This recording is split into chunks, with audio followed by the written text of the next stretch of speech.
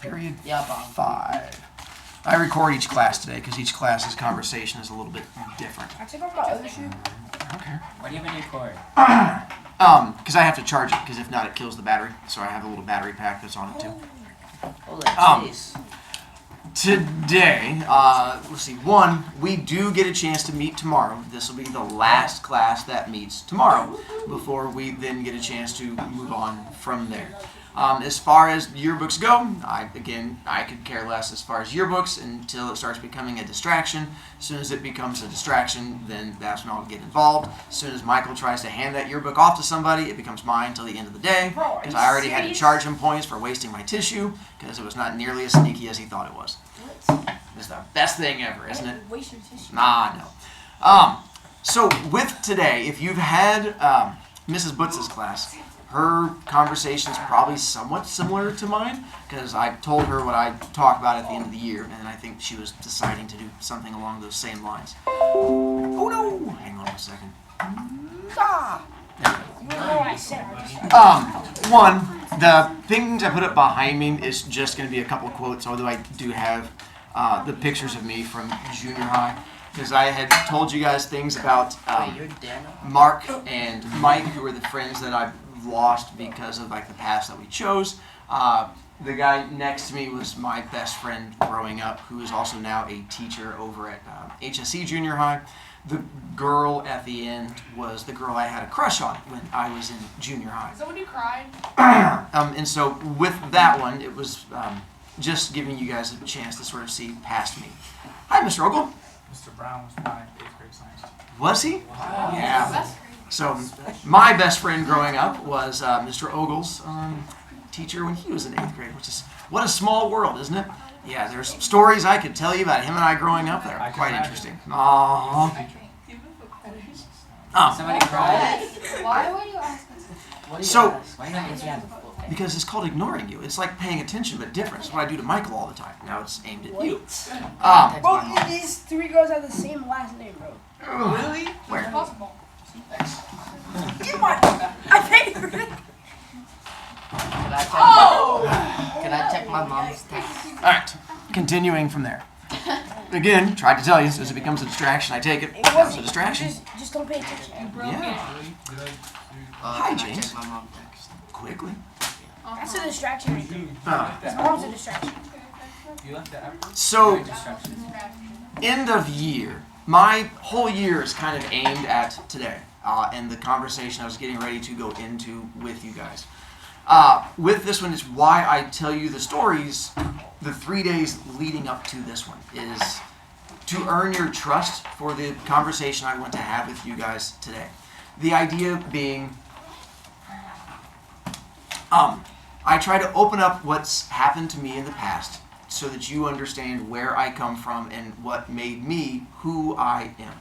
With the idea that I want to pass along advice to try to help you guys going into next year and the year beyond and stuff like that. I didn't used to do this because I didn't know it was a thing that was needed or a thing that I planned on doing. And it told you about the fact that I had kids who came back and talked to me. And so that's what made me start talking at the end of the year. And a lot of it is, if you are not aware of kids and their choices around you, as far as drugs, alcohol, friendliness, stuff like that, you will be soon. Right now, for most of you, is your, I don't want to say innocence, but the last time where you are unaware of what's happening around you. Whereas when you get to 8th grade, you will no longer be as unaware of what's happening around you as some of you are right now. And when I started talking to my past students, a lot of them told me that it was the summer between 7th and 8th grade is where they were exposed to other kids who were drinking, or other kids who were smoking, other kids who were making any of those dark choices that were out there. And I realized if I was ever going to have an influence on you, I had to do it prior to you going on to 8th grade. And this is my last chance, my last opportunity to have any kind of impact on you. Part of the way I teach is I care about my kids, my students, even those of you who tend to annoy me at times. I still care about you. And the drawback to caring about you is I want to have you not have some of the awful things happen in your life that are ahead of you. I am aware, sorry, let me back up. One, if you see me looking down a lot, I have notes I have to write out for today because it's hard for me to get through all of this. Hard for me to remember, but part of it is I have like an hour and a half of information in 25 minutes to say it, so I have to bit and piece it, which is why I record, because each class I give a slightly different conversation. Not every class is going to be the same depending on what goes into it. Like the conversation I have with this class especially will be different than some of my earlier classes, because you guys have different things going on in your life than some of my other classes do. I worry about you. I've had kids come back and talk to me, and I see the fact that there are two paths in front of most of you. There is a path of darkness and a path of lightness. There's a path of good choices and a path of poor choices. And the drawback to caring about somebody is you want the best for them. And I want the best for you. But I cannot make decisions for you. You have to make those decisions for yourself. For some of you, those choices are going to be drugs or alcohol. For others of you, it may be friendliness sooner than you are ready for it. The number of 8th graders who have come back and explained to me the things they have done with people of the opposite gender way earlier than they should have scares me. And I've had way too many past students come back who were pregnant in high school. And it's stuff like that that I don't want happening to you. So I want to try and help guide you as best I can. For others of you, it's more a personality issue. It's more about, I want you to be a good person as you move forward from today. And contrary to what I think you guys believe, I pay attention and listen to everything you guys say in class. Even though I don't react to it, even though I don't answer it all, I listen to everything you're saying.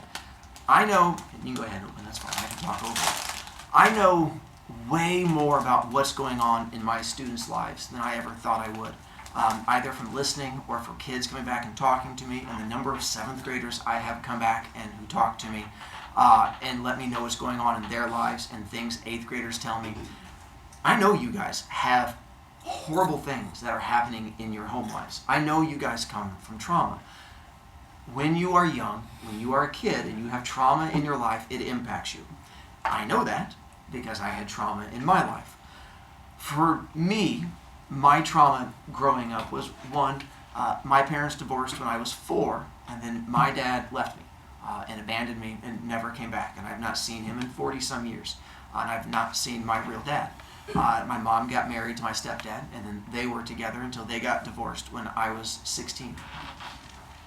But I love my mom and stepdad. They were great to me. But I also have a lot of dysfunction in my family. Dysfunction, screwed up things. Addiction is strong. My grandparents were alcoholics ever since I knew them as a small child.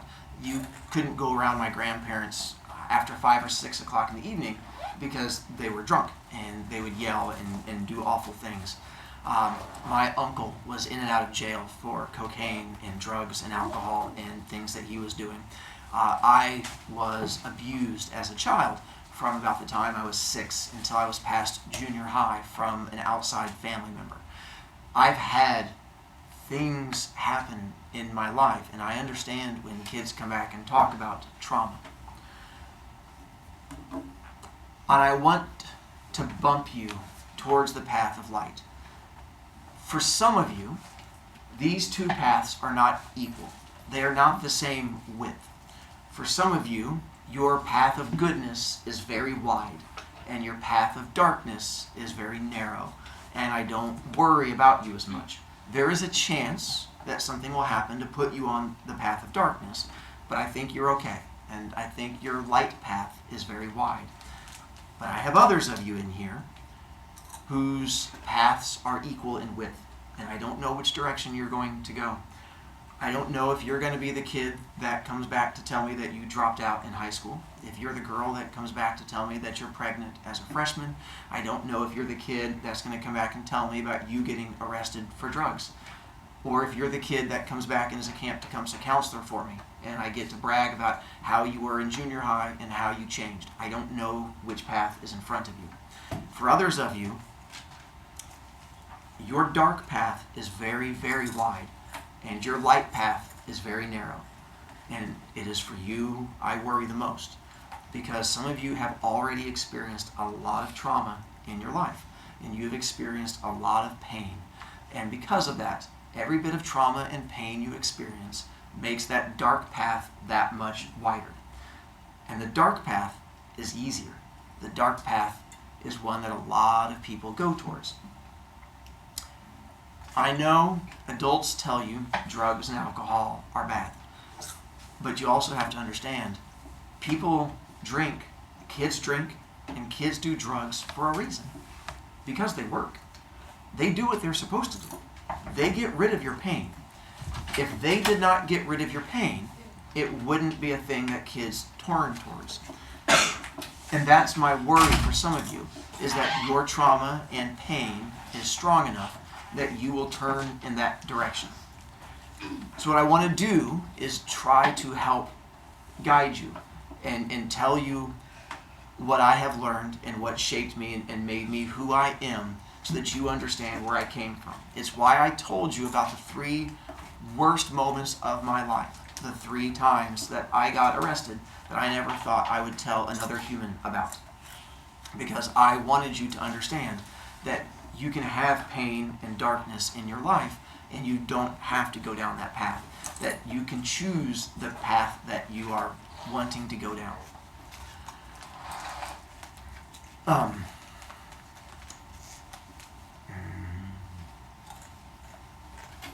Hang on. Sorry. What I do when I'm pausing like this is there's so many different things I want to say and so little time to say it. I have to figure out which ones I want to get to with you guys. What I've seen in this class, especially this year, is kids who are trying to deal with pain, more so than in some of my other classes. I see more pain in the kids in this room than I do in some of my others. And that's partly what worries me. It means I give a slightly different discussion in here than I have in some of my other ones.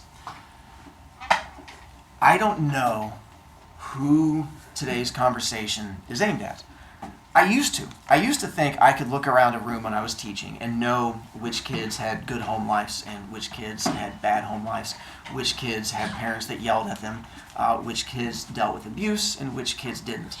And I've learned that I was an idiot. And I don't know, because people put on masks and they hide who they are, because kids don't want you to see what they go through. They want to be normal, they want to be accepted, and they want to fit in. So I don't know who my conversation today is aimed at, which is why I talk to all of you, to find out which kids it is, and to let you know that there is help out there. If you have a home life where things are happy, where you have parents that say they love you, where you have parents that don't argue and fight with each other, where if you have a home life where the parents sit and have dinner with you and they tell you that you are the best thing in the world, that is good. That's what every kid should have. That's what every 12 and 13-year-old should get to deal with. That's not how life works. A lot of you have been dealt a really crappy hand. For those of you who have the good life, what I need you to do is understand the people who are around you. Understand that there are kids this year, as 7th graders, who have come to tell me they are petrified of Friday, because Friday there is no school. And that means they have to be at home with their family for the entire summer. I have kids where that is a nightmare for them, to be at home for the summertime. Every kid should get to look forward to summer, but not every kid does. I have kids whose parents yell at them. I have kids who have told me this year that their parents argue, that their parents have never once said that they are a good person. I have kids who come in and tell me that their parents on a daily basis tell them that they are a disappointment and that they are sorry that they are born. You have to understand what that does to a kid. What it does when you are 12 and 13-year-old and the adults in your life are not there to support you. It makes life painful. 12 and 13-year-olds shouldn't have to deal with that. 12 and 13-year-olds should not carry that kind of trauma, but they do. When that happens, kids lash out. I know my class is not the most important thing to every kid. I know school is not the most important thing to every kid. Why would it be? If you are a kid that is dealing with issues at home and school is an escape for you, then you don't care about grades. You don't care about turning things in. And I understand that because you have bigger issues in your life than that. What I ask of the others of you is you have to be aware of those kids around you. You have to be aware that not every kid lives the same life that you do. I'm in a unique position where I have kids come talk to me after school on a regular basis. And I've had this year kids come in and sit across from me and they will talk about a bully who has made their life miserable. A bully, and they go on and on about how awful this kid has been to them and how it has made them sad and how it has made them want to self-harm. And then a few weeks later, I had the bully come in and sit down and tell me how awful their life is and why they do what they do. And it's because all they deal with at home is a parent that yells at them. All they deal with at home is a parent that makes their life awful. And I've realized kids do what they do for a reason. If you have wondered sometimes why our school is not always as mean to bullies as you think we should be, when you see kids bully here at our school, when you see kids at our school do awful things to other people, and you're wondering why are they still here at our school, one of the things our school does well is we actually try to find out why kids do what they do. It does us no good to yell at a kid when they are already miserable. It does us no good to punish a kid when their home life is already awful and every adult is yelling at them. Sometimes we deal with things in different ways. And that's why you will see sometimes that those kids that you think are bullies are dealing with things that you don't understand.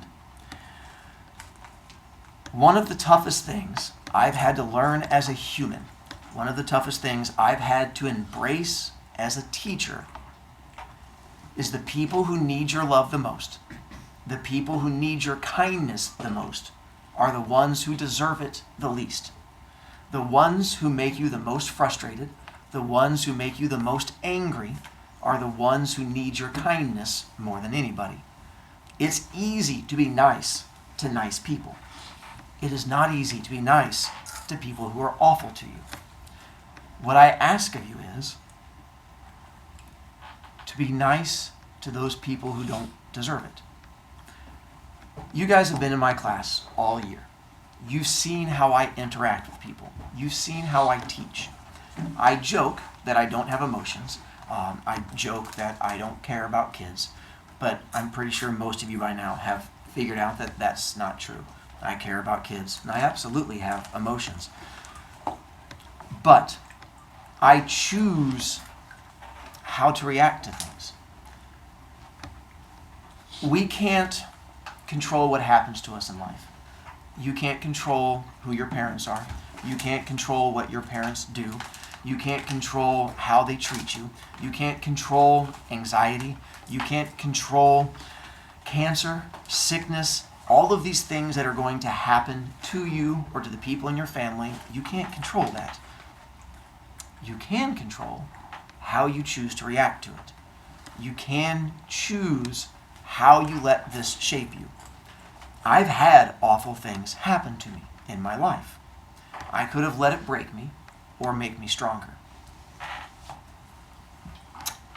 What I hope you guys are able to do is find a way to take this pain that happens to you and find a way to make you stronger. To have it be a way to make you become a better person from it, although it's not an easy thing to do.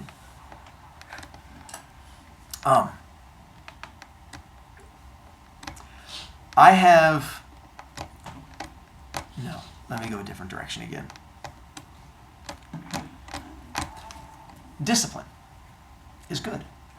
I know you don't always like it, but when I say discipline, I mean when you screw up and do something wrong, whether it's not do homework, whether it's get a detention, whether it's do a thing to get in trouble, discipline is how an adult shows you that they care about you. Discipline is important. It's why in my class I discipline you guys all the way up until the end of the year, because I have students who don't get disciplined, who don't have consequences for their choices, which sounds wonderful at first, but what it means is the opposite.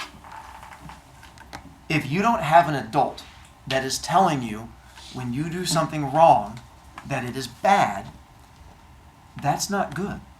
Gavin? Sorry. If you don't have an adult in your life who tries to correct your choices, that's not a good sign.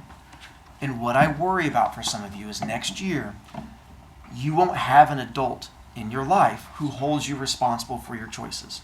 Because for some of you, you don't have a parent that holds you responsible for your choices because of whatever home life issues there may be out there. And sometimes it is teachers are the only ones who are holding you responsible. Whether it is taking your phone, whether it is charging you B points, whether it is moving you when you talk. It is things that we do to try and let you know that your behavior needs to change. When an adult doesn't do that, it means they don't care. And I have students who are in that situation, who don't have an adult who shows them that they care. I care. I will hold you responsible. As long as you keep coming and talking to me, I will continue to care about you. If you are in that situation where you are that kid who does not have an adult who is holding you responsible for what you do and responsible for your choices, it means you have to grow up faster than your peers. It means you have to grow up faster than those kids around you. Because you either give up and you let life take over, or you find a way to control yourself. Next year in 8th grade, the teachers aren't the same. Next year in 8th grade, I love the teachers, and they're good, but the connection and bonding and caring is not the same. People say that I like teachers, they see that in next grade are always like the teachers are in. Did they say that in 6th grade? Yeah. Oh. Did it prove true? No, but like, Good. I hope I'm wrong, and I hope it's the same way. And I have kids who connect to 8th grade. What I go off of is one, kids talking to me, and the same connections are not there. But that might not be for every kid, and I certainly hope I'm wrong, and that would be awful. But part of it along those same lines that I worry about with you is they let you fail in 8th grade a lot more than we do. There is no trying to push you to turn stuff in. There is no reminders. It is much more you make a choice and then you have to suffer from those choices. James. What's like the best team? I won't answer that question. And the reason being is there isn't. It depends on your personality. Different kids react to different teachers differently. And there's one teacher that is very friendly and motherly, and there's another one that's much more strict and controlled. Some kids do really well in the motherly one, and other kids hate it. So it's not one like, it's like in 7th grade here, where I like all 3 teams. You figure out which ones you interact with best. And there's some kids who I'll have a teacher come, and kids will say one hates this teacher and the different one loves that teacher. So that goes either way. And so that part I'm not worried about. It's more they let you guys make choices and suffer consequences more than 7th grade does, which is partly what worries me along those paths. All right, so this year, we'll move away from discipline. Let's go with, I have come to realize that from talking to my past students that my class plays different roles in different kids' lives. For some of you, my class has just been a place where you get to come and have a good time. You get to laugh at your teacher, smile, and enjoy yourselves. And if that's how my class was for you, that's awesome, and that makes me happy. But I've also realized that my role is not the same for everybody. For some people, my room is a safe space. Because as much as I hold you responsible, I don't judge. For those of you who have been in Struggle Town and then left my Struggle Town, I don't hold your past choices against you. I don't judge you for what you do. As soon as you behave like a good kid, I treat you like a good kid. And for some kids, they just needed a safe place to come and not feel judged. For other kids, they needed an adult to hold them responsible for what they did. And if that's how I am for you, then that's wonderful. For other kids, they needed someone to listen to them and make them feel important. Whatever role I have played for you, I am happy to continue being whatever that is. I will happily continue to be a part of your life until you are done with me. I never know which kids are going to be the ones that come back and talk to me. If you see the 8th graders in the hallway who come back and talk to me, they're not the ones that talked to me in 7th grade. Almost every single one of those kids were ones that I didn't think I connected with when they were in my room. But for some reason, they felt that connection that I hoped they would, and they came back to talk to me in 8th grade. So part of today is I don't know which kids take something away from this and which kids don't. I appreciate those of you who just politely listen, because I don't know if it's one kid in this class who it helps or if it's no one in this class that it helps. I hope it helps somebody. And for you, if you want to keep coming back and talking, I will listen. I have never turned a kid away. If you need someone to listen, if you need someone to talk to, I will happily be that person for you. Come and talk to me after school. My Remind stays open because I have kids who use Remind through the summertime. If 8th grade you want to rejoin, I have 8th graders. I have high schoolers who are in my Remind who still send me messages, and that is fine with me also. I will reply to every message you ever send. It may take me a little bit because my own children are distracting, but I will reply to anything, and I will always make time for you to come talk to me. Gavin. Are you like people's therapists? A lot of times, yeah. I've learned that it's what a lot of people need is just someone to listen. I can't solve all the problems, but what I've learned is that what a lot of kids need is just someone to talk to who won't. A lot of kids feel they can't talk to their parents because their parents are the problem. And a lot of kids don't want to talk to their friends because they're afraid their friends will judge them. And they don't know who else to talk to. And so being able to talk to an adult that will listen and not judge helps a lot of kids work through things. And it was, when I started teaching, I did not know it was a thing I would do. It wasn't a thing I set out to do. It was one of those things that just developed over time. Have you ever thought of becoming a therapist? Absolutely. It's why I went to college, actually. And I went to college to be a psychologist, which is basically a therapist. And then after my freshman year of college, I actually worked at a daycare with little kids because I didn't want to work at a restaurant. I thought that sounded boring. And I worked at a daycare with like 4 to 8 year olds, and I really liked it. And the people who ran it said that you're really good with kids. I'm like, anyone can do this. I'm like, I'm just talking to them. They're like, not everyone talks to kids like you do. And they convinced me to leave that and switch to teaching. And so a lot of my background comes from that therapy part of it and then going into teaching. I just never realized it was part of what would shape who I am. You guys will learn who you are. Let me back up again. Okay. I'll end on a happy note. I want you guys to become the best version of yourself. Part of that, to become the best version of yourself, is figuring out who you want to be and not letting anyone else dissuade you from it. Don't let other people push you off of that path. What I see is kids who let the opinions of other kids shape them. If you are someone in the hallway and you have that popular kid or some other kid look at you and badmouth you and make fun of you in some way and go, ugh, and you're ugly, or why are you wearing clothes like that?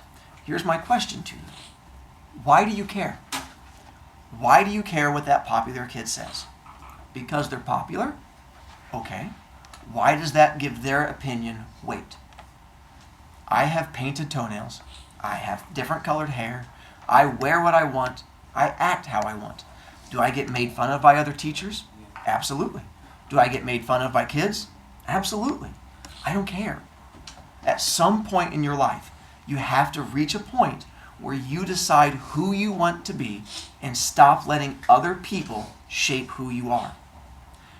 I am naturally a shy, quiet kid who sits in the back of the room and doesn't talk to people.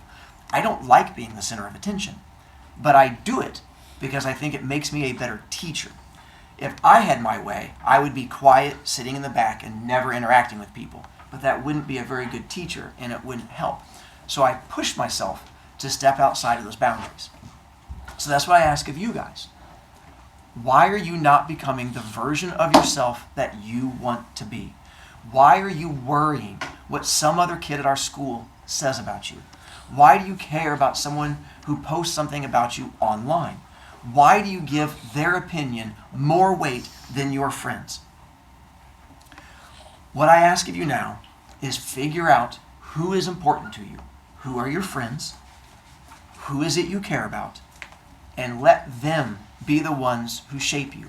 And stop caring what other people say about you. Stop worrying what someone else's opinion of you is.